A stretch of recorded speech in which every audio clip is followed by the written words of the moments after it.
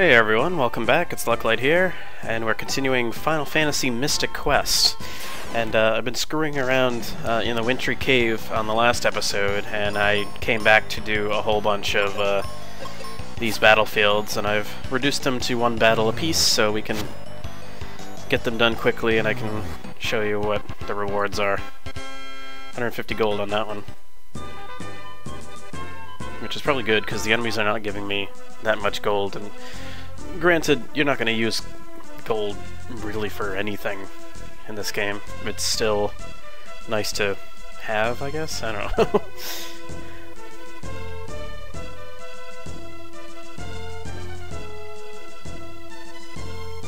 I guess if I get lazy and don't feel like farming for potions, that's what gold's for.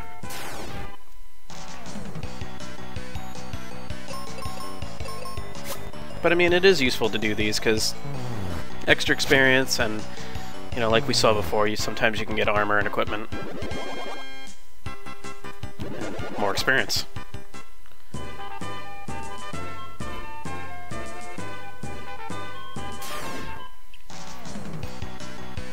This will make doing the Wintry Cave that much easier.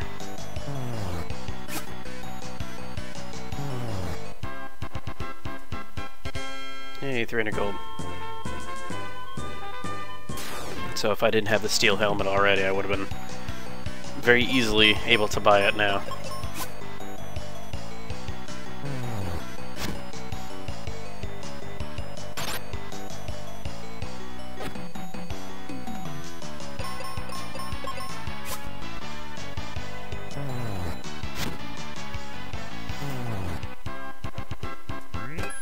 There we go, got a magic ring. I don't remember what that does. Alright, it's better than the charm, and it prevents silence, so I can never be silenced, like, ever again.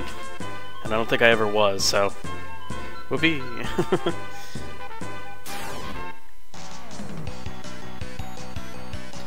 Oh, also, she has more than just white magic. She has the fire spell, which I just picked up on the last episode. She also has thunder, which is a wizard spell. Wizard spells are kind of just nuclear powers. They hit pretty hard, and there's a limited amount of magic points for them. Eventually, luck will learn them all, and it's like, it's got your staples, it's got your holy and your flare, and there's no Ultima yet, but if there was, it would have been there. Alright, so that finishes off all the battlefields.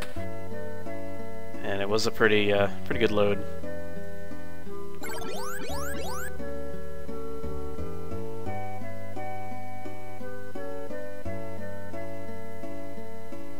Now, I don't know if any of these NPCs sell bow arrows now.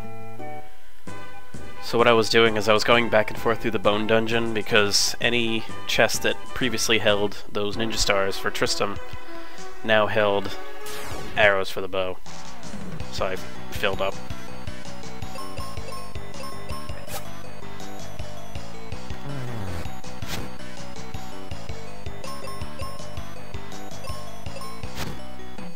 Yeah, of course, miss.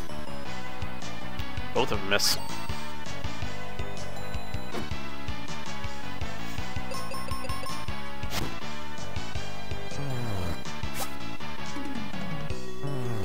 There we go.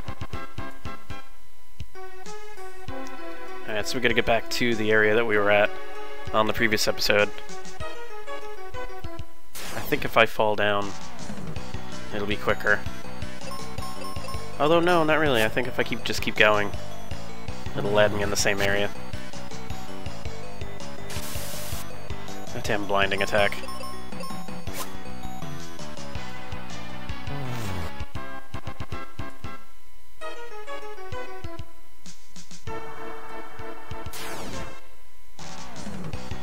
But I will say that now that we have all four of the types of weapons, we should start getting upgrades to weapons pretty soon, like a better sword.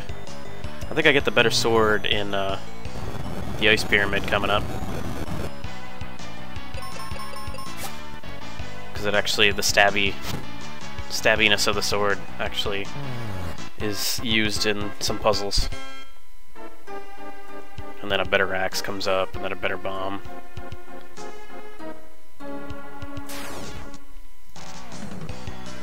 The best claw we've seen already. And that was the claw that Tristan picked up. We'll eventually get that. Imagine if he wasn't there, like, we just got that claw. It'd be it for these enemies. Alright, so Centaur told me a riddle. Confused me. I do like when you kill him though, he's like, whoa! Yes, I see that bombable wall. I'll get over here first.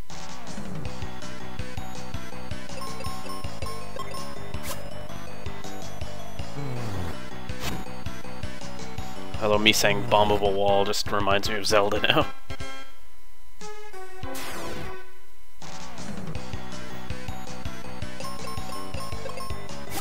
Centaurs.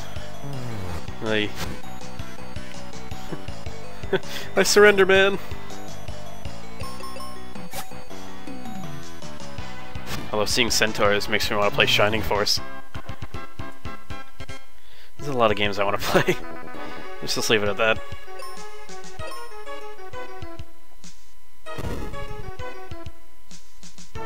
I wonder what this is. Because there's a whole path to the left that I can go to. Alright, strike first, so let's just do this. Use my bombs. Weaken them.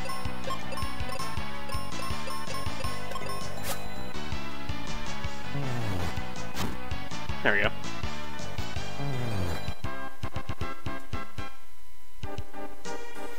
I can walk on this floor. I think it's more of a roof. Like a weird ice roof. I think down there is the boss. Oh, these are just chests.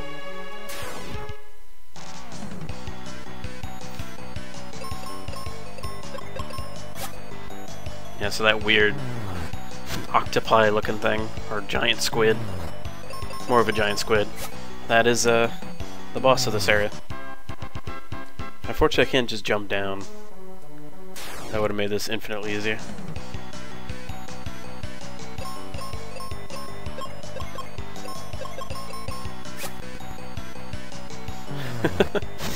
I still love that. Whoa! Sorry, man!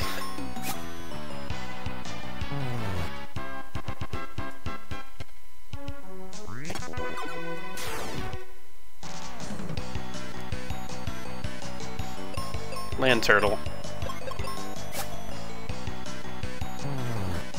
Not so much. Apparently they're weak against axes too.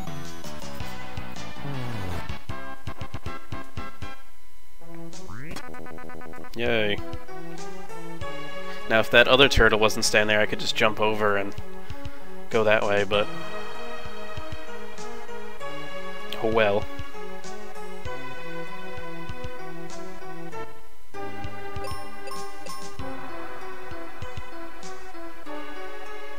I just love how you can slide down.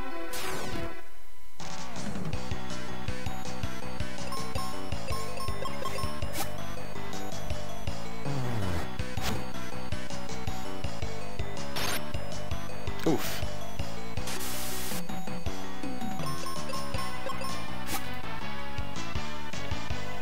Yeah, the bow actually does blind, and unfortunately blind does not work on the hedgehog, so at least the game is nice enough to tell you when things don't work.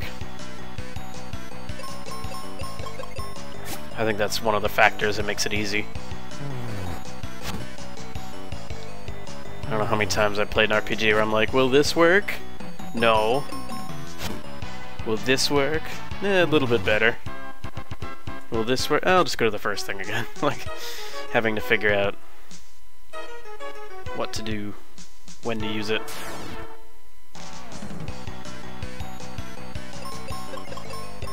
Gets even worse in Dungeons & Dragons games, especially for me. Like, in most games you can just go to the town and buy 99 potions and, you know, you'll be fine when it comes to items, but like, in D&D games they always seem to be, it feels like there's a limited quantity of items, so every item is precious. Like, I'm playing offline here, I'm playing Baldur's Gate.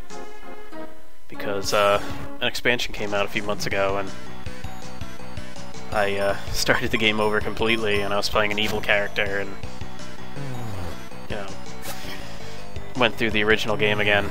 And I could say that, you know, when you find, like, say a wand of fireballs, you hang on to that. And oftentimes you're like, alright, I'm only going to use this in an emergency. Like when I have no other choice. And sure enough, that choice never happens because you keep holding off on it.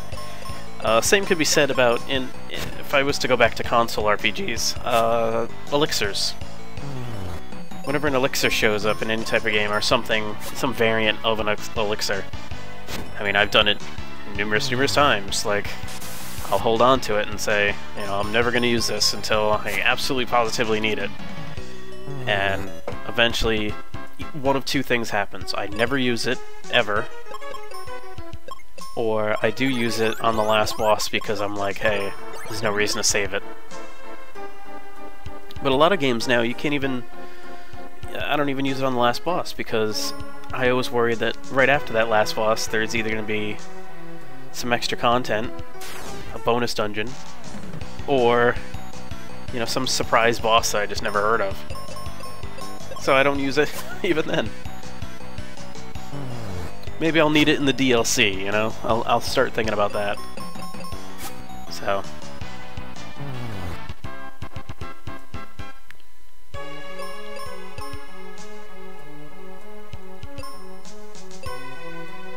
I will say, at least in this game, there's no reason to hold on to any of your items.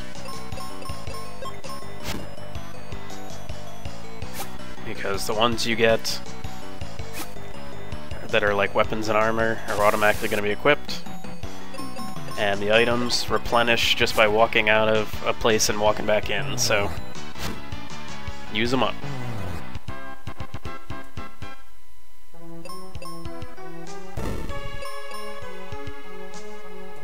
Alright, so enemies there. Turtles are easy to fight, so I'll fight them.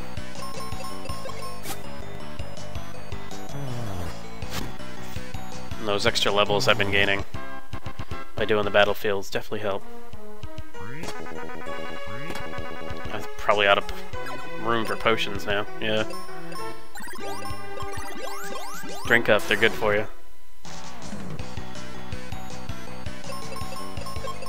That's something that's going to happen pretty routinely nowadays.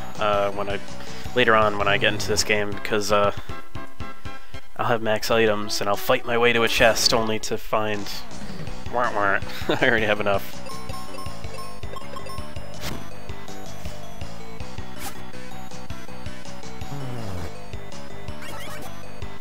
I like how even though he looks like he's surrendering, he's still telling me stupid riddles.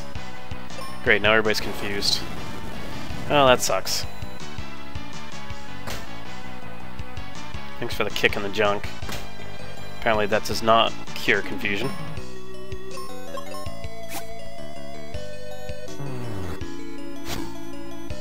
Oh well, still got him.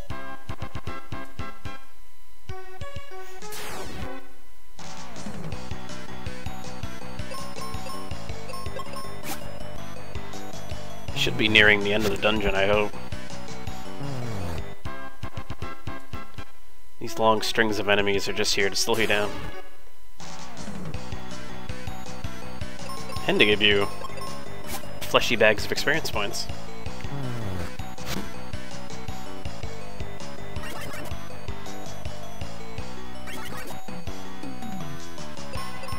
Thanks for confusing everybody.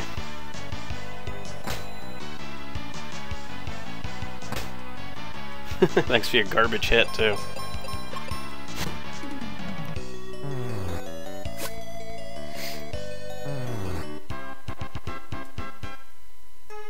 Alright, so which way? Besides fighting through more enemies.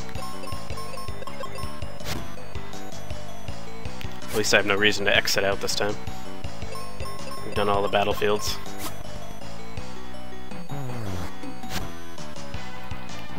I just wish my character's accuracy was a bit better. seems to be lacking in this game. I miss more often than not. Alright, so we got stairs that way. Down here some chests, so I'll grab those. And on the next episode, we will continue on through this cave, reach the end of it. We're looking for some crest that will warp us to somewhere else. So we should be able to find it relatively soon and be able to warp us to the next area. Alright, stuff I actually needed. So yeah, hope you join me for the next one. I'm gonna take out this enemy in between episodes, just to just to do that. So I hope to see you on the next one. My name is Lucklight, thank you for watching, and have a good one.